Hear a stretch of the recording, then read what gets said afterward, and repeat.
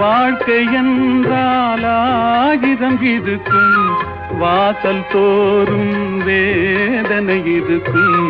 வந்த துன்பம் எதுவென்றாலும் வாடி நின்றால் ஓடுவதில்லை, வாடி நின்றால் ஓடுவதில்லை.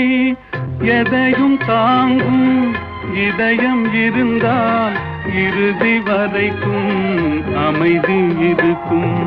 மயக்கமா கலக்கமா, மனதிலே குழப்பமா, வாழ்க்கையில் நடுக்கமா.